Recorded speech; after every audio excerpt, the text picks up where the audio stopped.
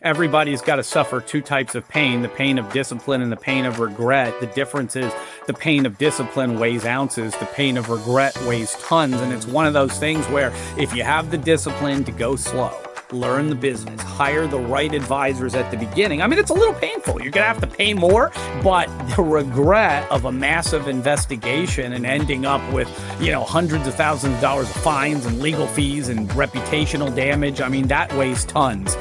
Welcome to the I Am Wiser podcast, where the biggest questions in healthcare and wellness meet the collective wisdom of industry leaders and innovators. I'm Dr. Laura Purdy, and here we explore the intersections of AI, care delivery, telehealth policy, and more through the lens of those who are reshaping healthcare. This is not just about theory, it's about lived experience and real industry insights. Let's dive in and get wiser together. Welcome to today's episode of the I Am Wiser podcast with Dr. Laura Purdy, where I explore the real stories behind groundbreaking healthcare innovations and the human impact they have on patients and providers. On that note, I'm delighted to welcome Brian Colao, Director of Dykema's Dental Service Organization's Industry Group, a seasoned commercial litigator, and strategic advisor to healthcare leaders. Brian helps DSOs navigate complex legal, operational, and compliance challenges, showing how disciplined decision-making can drive sustainable growth while elevating patient care. Today, we'll explore his insights on the DSO industry, talk a lot about corporate practice of medicine, the power of discipline, and how thoughtful strategy can transform businesses and the experiences of the patients they serve. Hi, Brian. Thank you so much for joining us today. I'm excited for you to be here and to get to hear more about you, what you're doing, why you're doing it, and the journey that's led you to be where you are today. Well, thank you, Laura. It's really, really nice to be with you today. Awesome. So tell us about yourself. Who are you? Where are you? And what are you working on these days?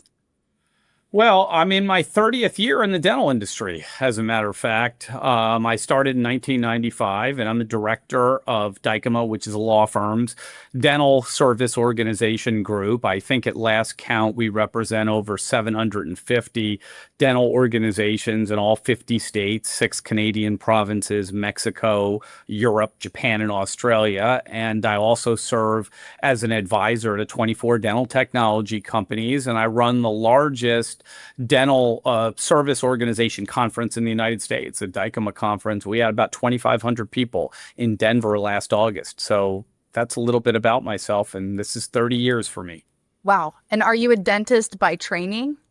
I'm an attorney by training. You're an attorney by training. I run what I think is the largest law group dedicated to dental organizations, probably in the world, definitely in the United States. Wow. So I'm a physician. I work in healthcare and I work in 50-state healthcare. And we always talk about corporate practice of medicine, flow of funds, how to set up your corporate structure so that the money's moving in the right direction with the MSO, and we call them PCs. Does it work that way in the dental industry as well? Yeah, it's actually harder. I like it if I get a medical assignment. I find that the MSOs are easier to set up. Sometimes some of the MSO people get a little upset. They're like, no, we're complicated over here. We're doing, maybe, but I don't find it as complicated as dentistry. The dental rules, for example, this very well, Laura, there's only 4 states that let non-dentists own dental practices. In medicine, it's 17, 18. Yes. There's a lot of states where you can be a corporation that's owned by non-dentists and still own medical practices and things. And it's not, as crazy, but in dentistry, there's only 4 states like that. So 46 out of 50 times, you've got to set things up, in a very different way to comply with the regulations. So that's why I find when I do a dental deal, it's much more challenging than a medical deal. What are the 4? What are your 4 states that don't require a dentist to own? Well, let's see. Arizona, Utah, Wisconsin, South Carolina, and New Mexico with a non-dentist owner license. So I guess it's 4.5. If you get the non-dentist owner license, you can do it in New Mexico. So call it 4.5 states allow it. Oh, that's interesting because those are, I'm not a lawyer and this is not a substitute for legal advice, right? That's you. But I think that some of those are corporate practice of medicine states, but they are not corporate practice of, do you call it corporate practice of dentistry? Is that what you call it? Yeah, we call it corporate practice states where corporations can actually own dental practices. And, we've got four and a half of them, like we just named. Yeah. And it has to be a dentist that's licensed in that state in order to own the practice. And 46 of them. Yeah, and the other 46, you got to be a licensed dentist. In the four and a half that I named, you actually can be a non-dentist and still own the practice. Do they do the 49% thing where non-dentists can own 49%, or it's like 100% ownership across the board? In basically 45 to 46 of the states, like we've been talking about, a non-dentist can't even own 1%. It's got to be 100% dentist. So yeah, this is why that is harder. That is harder. More challenging. I mean, it is. Yeah. Wow. Why did you choose to go into something that is so complex in its regulatory environment? What was the appeal for you in that? Well, nobody goes to law school to be the dental guy, Laura. That's just not how it turns out. But in my case, I don't know what I thought I was going to do. I started off being like a trial lawyer and going to court, and like after just a couple months of sort of being on the job, a group of 90 orthodontists came in with a complicated problem against, maybe the first generation of DSOs. It's about 30 years ago, and no one really was able to help them. And the senior partners at my firm, they didn't want to mess with it. They had a lot of things going on. They're like, we don't got time for dental law. What is that? Who's like the young guy around here that's brand new that we can force to do this? And I happen to be that person. I'd been there like 3 months, and they said, here, figure it out, go help these dentists if they pay the bill. Like, and I'll tell you something, dentistry's been so successful. That's such a silly thing, but the perception 30 years ago, or these are these individual dentists, we don't even know if they're going to pay the bill, go deal with them. And I did deal with them. And here we are 30 years later. I never stopped dealing with them, as it turns out. Well, I mean, I would imagine if it's a field of law that not a lot of people do, it also means it's a field of law that not a lot of people know, which means there's a lot of, if I can use the term, bad legal advice out there. And that can be expensive. It can be dangerous. It can be harmful for people's career if you don't get proper legal advice. That's happened to me before. And so to be the guy who knows it and can be trusted to do it, that's really impactful for your clients. Yeah, and there still is today bad legal advice. I'll tell you what happened. 30 years ago, dentistry wasn't big business, and nobody really cared. They were like, we just don't want to do it. Get this young kid to go do it. And they grabbed me, and I did it. But since the explosion of dental service organizations, around 2010 is when they really, really started to explode, and billions of dollars flowed into the space. Since 2010, a lot of people have showed up, and all of a sudden, they're legal dental experts, and, they've, not been around very long, and they're just, a lot of them are bluffing and just stumbling their way through it. And you get exactly in the situation that you told us, unfortunately, you found yourself in, where you got bad advice, and it, it can be very harmful. Obviously, you're doing pretty good right now, but some people get really bad advice, and it's very hard to recover from. They don't recover from it. Their organization really suffers. I know of a few instances where people have filed bankruptcies where they just, they ended up getting bad advice, and they were not able to recover from it, and so really bad things can happen if you don't engage with, professionals, including lawyers, accountants, and others that really know what they're doing in your space. We have a lot of business to business clients, and I tell them in their early days of opening their business, I say, do not skimp on the good legal advice, because if you ask your contracts attorney about healthcare regulatory law, or you're asking your neighbors, brothers, friends, buddy who does a little bit of business law about how to do your healthcare, you can really get yourself into some expensive trouble. It's better to find somebody who knows what they're doing, pay the retainer or the hourly fee, and then get it done right the first time. It's an old narrative, Laura, and I hate seeing it, right? You go down to the old country club if you're a dentist or a physician, and that lawyer down there that helped you with your will, or helped you when you bought your beach house or something, suddenly, because, that person's fun. You like golfing or having a drink with him or her. So you try to get them to do a dental or a medical deal. And God help you, with that type of, situation. And invariably, that's one problem. The other problem is, you go to somebody and their business is brand new, and you say, look, I'm sorry, it's going to be 10 or 15 grand. And they're just like, I just don't want to pay that right now. And the sad thing that I've seen is when usually it gets to my desk, when that's been really messed up, is now it's $150,000 problem. And Yes. it's like, I know you didn't want to pay the 10 grand, but you could have paid the 10 grand and you never Yeah. would have met me. But now you're here in front of me with this mess, and I'm sorry, it's going to Yep. be like 100 grand now to clean this whole thing up. Yeah. Or go bankrupt or close your business. Like Yeah, if you something want like to that. Yeah. survive, that's what you have to do. You know what I hear from a lot of people is one of two things. Yeah, my buddy's buddy from the country club. Or I have a friend who has a business down the street and they don't do that. They don't have a PCMSO or however they talk about corporate practice of dentistry. They don't do that. They just hire their physicians directly and they don't do that at all. And the doctor doesn't own 100%. And I have a hard time explaining to people that everything's okay until it's not. Right? And the healthcare regulatory, and I'm sure the dental regulatory environment is very contentious. And if they find out, you can get hammered pretty hard. Is it like that in dental as well? It's criminal, okay? I mean, Yeah. to the illegal corporate practice of dentistry is criminal. I mean, I think in almost a couple states it's like a misdemeanor. Most of them are felonies, quite frankly. Wow. To do that, and I get it, and it's not number one when you're going to prosecutors that are prosecuting murder and rape and things like that. This Sure. is not number one on their list. But Sure. when it's brought to their attention through whistleblowers and others, and it's just like indefensible, like they look at it and they say, well, let's just look at this. Oh gosh, you don't have a dentist owning this. You've got to, I mean, it's cut and dry. There's really not a defense to that. And people that were not really motivated to prosecute this normally would say, hey, this isn't first on my list. But given that this is a complete give me, 100% you're guilty, there's no way around this, they do then get interested. And like you said, you can go decades even.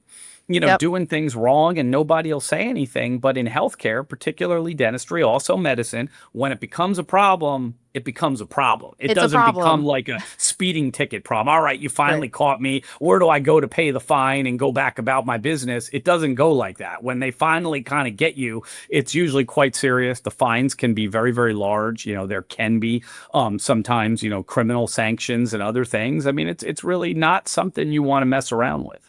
You'll have state level or even federal Supreme Courts coming after you and subpoenaing everything that you've ever had in your business and demanding that you speak with the investigator. I mean, it's terrifying. It's terrifying to get a investigation letter or a complaint letter in your mail inbox. They come in the most ominous, for official business only purposes. And you open that letter and you're reading it and you're shaking. I mean, it's terrifying. And to not know is not an excuse. To say, well, I didn't know. It's a sort of not an thing excuse. where, the best thing, if you're not compliant, if you're compliant, don't worry. But if you're not compliant, the best thing you have going for you is it's not first on their list, unless it's just millions and millions of dollars. It's the fraud of the century. It's not first on their list. But if it becomes on their list, there's a whistleblower or some reason why they have to get interested in this, it's pretty easy to catch you. And like you said, if it's federal, the justice can come real quick. Subpoenas show up. They can lock your doors. They can send investigators or FBI or Justice Department people onto your premises with like warrants and start taking computers and going through things. And I've seen people that have gone for a very long time, being non-compliant. No one said a word. It looks like it's going to last forever. They're invincible. And then someday they get interested and all of a sudden, they've called me like, there are FBI people here right now. They're like taking my phone. Like, I got to stop talking to you. They're like going to take the phone from me right now, literally because they're seizing the iPhone to look at that. It's literally that kind of situation sometimes. Wow. And not everybody who's involved in those situations was necessarily seeking or intending to commit fraud. But just because you're not out there trying to be a criminal doesn't mean that you are operating 100% compliant or that there's going to be complete forgiveness for your ignorance. Well, there won't be. It's a well-established principle of, United States law that ignorance is not an excuse for the law. Just because you're ignorant does not excuse you from breaking the law. You're obligated. Like if you decide, hey, I'm entering the dental business, or I'm going to enter the veterinarian business, or I'm going to enter, the ophthalmology business. If I'm an eye doctor, you are now charged with understanding those laws. And if you don't, you got to get a lawyer or somebody that does to kind of walk you through what is required. But if you tried to say, well, I've never been in the veterinarian business before, and sorry, I didn't realize this exists, that's not an excuse. I mean, it's not an excuse at all. Oh, the state regulators, definitely the federal regulators don't care. But that's the challenge, right? Is that every single state, at least this is the way it is in healthcare, so I assume also dentistry, every single state is regulated at the state level, and they're all going to have minor variations in their specific state regulations. And you talk about working with at least 46 states. That's 46 sets of unique laws that you have to understand the intricate nuances and be up to date with how they change, or you're not going to be compliant and you're not going to be giving good legal advice. That's a lot to keep up with. Yeah, for me, it's a lot. I mean, the good news is, a lot of dentists don't operate in 46 states. They only operate in one or two. So they only got to worry about one or two. But if you're talking about my plight and my life, yes, I have to keep track of 40, 50, really 50 of these things and, all the nuances so that I can advise my clients all over the country. But unless, as a client, you're in all 50 states, the good news is if you're in 3 or 4 or 5 states, we only got to worry about those 3 or 4 or 5 states. So do people usually find you or come to you at the beginning of their business? Do they seek you out and say, hey, I'm going to start a dental practice, help me do this compliantly? Or are you the one that they find maybe after they've got that letter in the mail or that knock on the door? Are you the emergency plan? It's all across the board, Laura. It's all across the board. I love it when they call me very early and they say, we haven't even opened our doors yet. Can you help us? Like, I love that because I'm like, perfect. We're going to make sure you don't get in any trouble. But honestly, if I'm just going to give a guess, that's probably like 25% of the time and 75% of the time it's in sometimes it's on the other end. Like they call me, the FBI is here right now, locking our doors. Can you get in? That has happened, where I'm like, literally like, okay, my very first interaction is I ran down there or got on a plane and met with the FBI and met with everybody and figured out, what the problem was and what the issues were and how we could sort it out.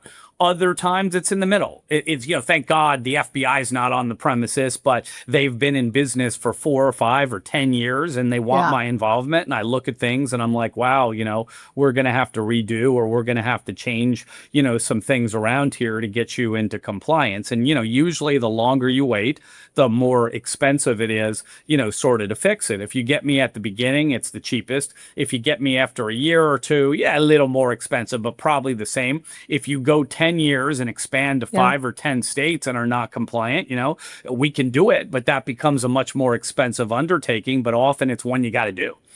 And it's just easier to do it at the beginning than do it, with a gun to your head when you have to do it because the regulators are beating down your door.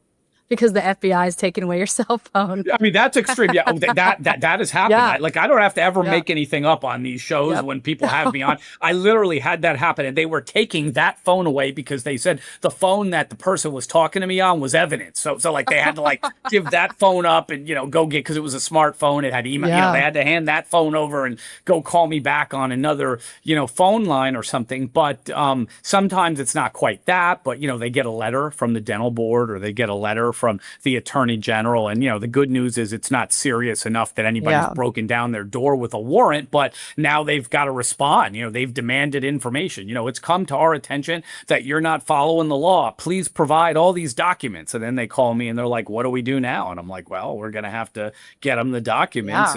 And now that I've seen your documents, they're not going to like what we get to them. So I'm going to have to call, after we send the documents, maybe I ought to enter into negotiations for how we're going to clean all this up. And, sometimes that happens. I'll call the attorney general investigator and say, hey, we're complying with your subpoena. We're turning it over, but you're not going to like it. I mean, I'm telling you that right now, but we're going to fix it. And, can we, enter into some discussions where we fix it? And like you said, they never just say, oh, sure thing, no problem, just fix it. I mean, there's always a fine or a penalty, but usually they'll work with us, to get it corrected if that's what we're trying to do.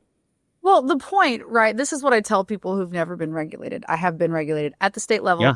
And it was a very nuanced line about modalities of technology required for establishment of doctor-patient relationship. Thank God it wasn't corporate practice of medicine. But here's the thing. When you're in the process of getting regulated, what I've learned is that the majority of the time, they're not out to just get you. They're out to make sure that the right thing, or at least the point of regulators is to make sure that the right thing is being done by the patients, that the medical environment, the dental environment is in such a way that the people are protected. And they're not just trying to play gotcha. They're trying to make sure that you're willing to do it right. And so typically, yeah, you may still get some kind of sanction or punishment, but it doesn't have to be career killing. It doesn't have to be practice killing, especially if you answer truthfully, fully, honestly, and just participate and cooperate in their investigation. That gets you really, really far.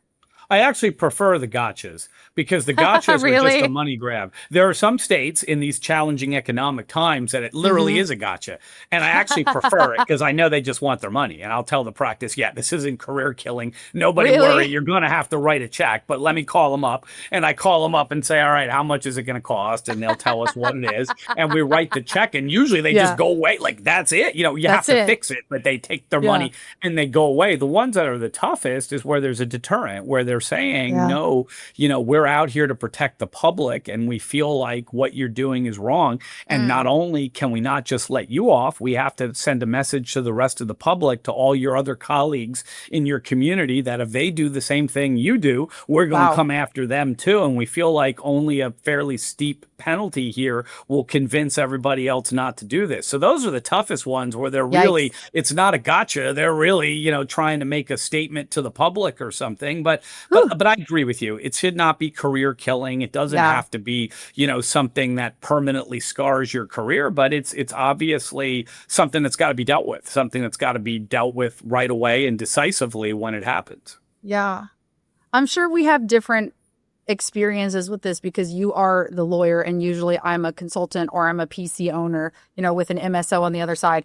But I actually reject a fair number of potential clients after a discovery call because they have absolutely no desire at all whatsoever to set their business up compliantly. And they'll even argue with me to the point of me saying, look, I didn't make the rules.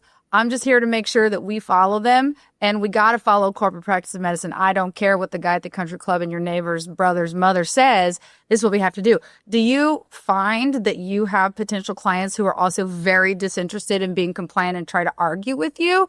Or by the time they get to you, are they bought in enough that they're willing to listen?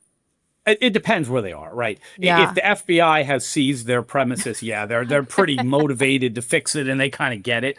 But if it's, you know, very early on, I remember a consultation. I'll have to be vague here because of like confidentiality things. Of course. But I was consulting with a group and I sat with them. It's very well, I mean, in dentistry, it ended up being a very well-known group, but I sat with them and they asked me what I thought. And I said, this is completely non-compliant. We're going to have to redo all this stuff. Yeah. And, you know, and they were well underway with their business. It wasn't like a new thing. They were already in 10 or 12 states. So I don't remember, Laura, what it was, but it wasn't insignificant. It was like, you know, this is going to be 100 grand or 75 grand. I mean, it wasn't like, hey, 5-10 grand, we got this fit. It was, you know, because you're in all these states and we're going to have to redo all these documents and all these different things. It's going to be like, we'll have to do 50 sets of documents. You know, it was not an insignificant sort of thing. And they literally laughed me out of the room. They were like, there's no way we're paying that. You know, you're just coming in here and you think we're going to write you a check for this? Absolutely not. Like, it actually got, and I just said, guys, I'll leave. I mean, look, you don't need, I'm not here to argue. You asked me, I told you. If you're not interested, you know, have a nice day. And literally it almost ended like, it was a little more polite than that, but it was almost like, you know, have a nice day. I can't make you do anything. I just gave you my honest opinion.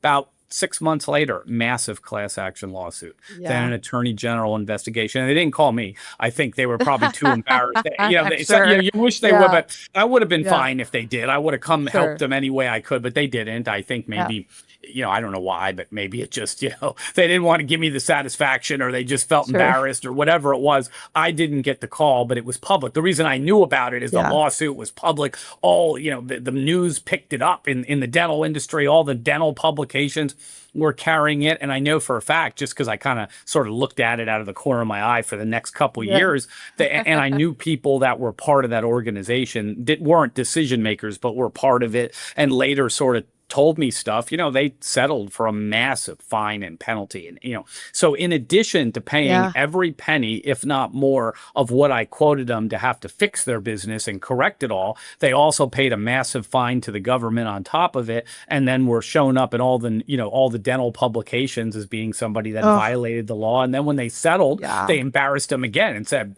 XYZ organization paid a record fine of this amount, and they put it everywhere for everybody to see.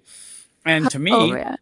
that's, so to answer your question, yes, that happens to me a lot where people don't want to change and I can't make them do it. But that's the most high profile example that I remember. They literally laughed me out of their headquarters, and it wasn't but 6-7 months later that this massive thing hit. Oof, that's crazy. And what happens is when you are licensed or you're practicing in multiple states and something happens in one state, then you gotta have to report it cross-report to it. all the other states. And then if dentistry works like healthcare, each individual state has the freedom to decide what they're going to do. And they don't have to do what the other states did. They can do more, they can do less. Does it work that way when in I dentistry? say, that's true. When I say sometimes is the best you're going to get is what happened in the other state is the best you're going to get. Like, you're not going to get better. Like, it's not like, oh, they sanctioned me and they're going to say, sure thing, no problem. Like, no. The best you're going to get is they're going to be lazy. They're going to say, California suspended you for a week, so we're going to suspend you, here in Texas for a week. Yeah. That's like the best you're going to get. That's lazy. So, we're just going to, defer it. We'll do what they did.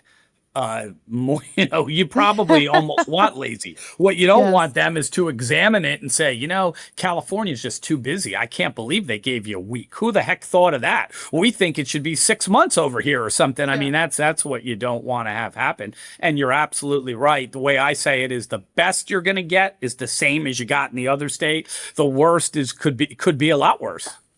And it can take a lot of time and it can cost a lot of money to fight it at every single level. Sometimes the best you can do is sign your name, write the check, report it, and move on.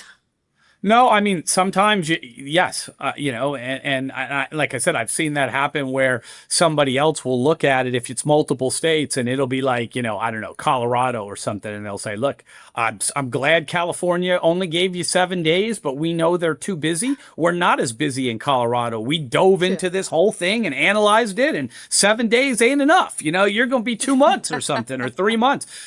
So yeah, I mean, it's the odds are stacked against you once the complaint starts. I have, in my 30 years, had people that were wrongly accused that we went all the way to trial and got them acquitted. I have done that. It's cost probably 7 figures in legal fees and everything, but they have gotten off with their name intact. But I would honestly say when a complaint is filed, probably 75-80% of the time, you have to settle. Probably 50% of the time, you're guilty. It's like not only you have to settle, but we're guilty. We got to do it. The other time, arguably you're not guilty. I mean, arguably you're not, but they're like, let's say they say, hey, give me $100,000 and I'll let you off the hook. And I'm saying, hey, it's going to be $1 million to take this trial and do all this. You really just end up saying, we may not be guilty here, but the $100,000 or the $50,000 is way cheaper and it puts an end to it today. And we all go about our business than, being distracted for the next 2 years and paying all this money. So, and then that always breaks my heart when somebody that's not guilty does end up having to settle and write a check. But that's why if, you're compliant, very seldom do I see somebody that's completely regulatory compliant that gets just wrongly accused and it becomes a mess. It's always somebody that maybe took some shortcuts, didn't do everything correctly in the beginning, even if they maybe fixed it later, but it was hanging out there. They get, somebody, a regulator or an attorney general or somebody gets the wrong impression. And once they get the wrong impression and they start going down that road, often it is cheaper to write the check than to sit there and fight it for 2 years or 3 years, whatever it is. It's crazy that that's how long it takes. But the judicial process takes a very long time. And if you're trying to run a business or run a practice or be a professional and you have this going on in the background, it can consume your life. So settling a lot of times is the better way out.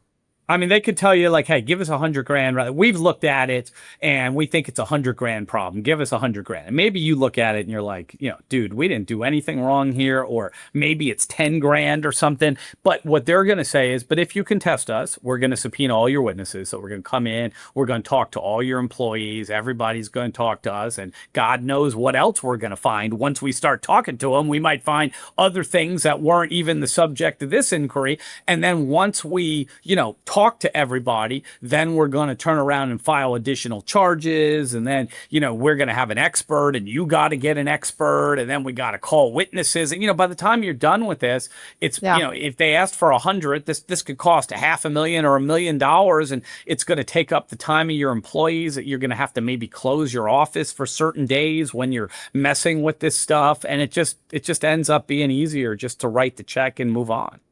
And to use an attorney like you, who's an expert in this and knows what they're doing and has done it before and understands the nuances of the environment that you're working in. Well, that's important too. I mean, I'm not here to promote myself, but that's very important. I had somebody recently, maybe a year ago or something. It was a very complicated healthcare issue under the anti-kickback law, and they hired a DWI attorney to represent them. At the time they called me, I walked in and I was like, they said, hey, let's meet with this. I want you to meet with our existing attorney. And they kind of knew that he was over his head a little. That's why they did. But, I sat down in the meeting and he just was acted like somebody that, got transported from another planet. And just like we were talking about apples and he's talking about oranges, it was just like, did I walk into the right meeting? Is this some other meeting? And then I looked and he was a DWI attorney that just had no business handling a healthcare fraud matter. And I literally told the client, look, we got to just stop talking to him altogether. And then I can, probably fix this for you, but it's going to take some time and money to do it. I mean, especially when you're talking about anti-kickback, that is some high level. That's like one of the top 3 or top 5 federal thou shalt not statutes that if you break that one, I mean, people go to prison for a long time for kickbacks. So it's a really big deal. And there's a perception, at least in the healthcare space, there's a perception that it only applies to people who take insurance. But there are some states, I don't know if it's the same way in dental, but there are some states that have written on top of that their own like anti-kickback and anti-stark laws that apply for any type of payment, even like cash pay, direct pay, no insurance, concierge level stuff. Some states have that regulation. See, Laura, you got some good advice. I know you got some bad advice. You told me you got some bad advice, and I'm sorry about that, but you got some good advice. I mean, some of the stuff you're saying, you're spot on. It's very, for a non-lawyer, it's very nuanced. You got some good advice. At least somebody you talked to knew what they were doing because you got some good advice, but that's exactly right. Yeah. Generally, the federal statutes only apply if you participate in government programs. And a lot of people say, well, we don't take Medicaid or Medicare, so we're out of here, right? And it's not so fast because if you're in a state where there's a state counterpart to the federal anti-kickback or the federal Stark law, it could apply to anybody, whether you take, participate in government programs or not. And, you can get in trouble, even if you're all cash pay or concierge or whatever, whatever it is. So, you really have to have somebody that knows what they're doing. You could be doing Botox for cash in California or Texas. New York is another big one. They really care. They really care about the direction that money flows and what entity, which is owned by who, because that probably is relevant to dentistry as well. You guys do Botox also. They really, really do care, and they really, really do crack down. And places like Florida are very tough because, they have a huge, everybody knows it's a huge retirement community population. And the legislature has taken particular care to be careful with the senior population because, sometimes they can get roped into arrangements and, they don't know, necessarily. So there's very strict penalties in Florida. I mean, not, California's a bad one too, but Florida in particular, because all of the retirement communities there, very, very strict regulations. That's a lot. My goodness. Well, we've kind of come to the end of our time today, and I really appreciate, listen, as you can tell, I talk a lot about corporate practice of medicine, corporate structure, flow of funds, and how to be compliant. And I'm happy to have this conversation with you. I hope that people who are listening to this, if they're considering starting a dental or a healthcare business, have a mind to how to do it right the first time so that they don't feel the pain of doing it wrong and having to do it right the second time. Yeah, I mean, we were talking about quotes before this, and I have a quote about, everybody's got to suffer two types of pain, the pain of discipline and the pain of regret. The difference is the pain of discipline weighs ounces, the pain of regret weighs tons. And it's one of those things where if you have the discipline to go slow, learn the business, hire the right advisors at the beginning. I mean, it's a little painful. You're going to have to pay more. It's going to take a little more time than if you just sprint, through it. But the regret of a massive investigation and ending up with, hundreds of thousands of dollars of fines and legal fees and reputational damage, I mean, that weighs tons versus whatever you're going to have to pay, on the front end to get it done right. I mean, that's my thinking on it. It sure does. I agree completely. Well, thank you for taking the time to chat with me today all about the regulatory environment of healthcare service organizations in the United States. Let me ask you, I know you said you're not here for self-promotion, but if there's somebody who's listened to this and they think, okay, I need to find a good regulatory attorney to help me with my practice, where can someone find you if they are looking for an expert in these things? Yeah, if you go to dykemadso.com, dykemadso.com, all my information is there. My whole team's on there, and you can get in touch with me real easy through an email there, and be happy to help. I mean, it is what I do, and I don't judge. Last thing I'll say, Laura, I don't judge anybody. I mean, we've been spending time telling everybody, hey, you got to follow this. I don't care how difficult the situation is. You're not going to hear any lectures or anything from me. I'm just going to come in and try to help. So happy to talk to anybody if it's in the beginning, in the middle, or literally the FBI's on the premises. Either way. Happy to talk to anybody. That's awesome. Thank you so much, Brian. I wish you all the best. I appreciate the time you've given me today, and take care. Thanks, Laura. Thanks. Thank you for tuning in to the I Am Wiser podcast, where each episode brings us closer to a wiser, more human approach to healthcare. If today's conversation inspired you or sparked new ideas, share it with someone who's ready to rethink healthcare. And if you have a story or innovation that could light the way for others, reach out. We'd love to hear from you. This space is yours too. Don't forget to follow, rate, and review us on your favorite platform. Until next time, stay curious, stay courageous, and stay wiser.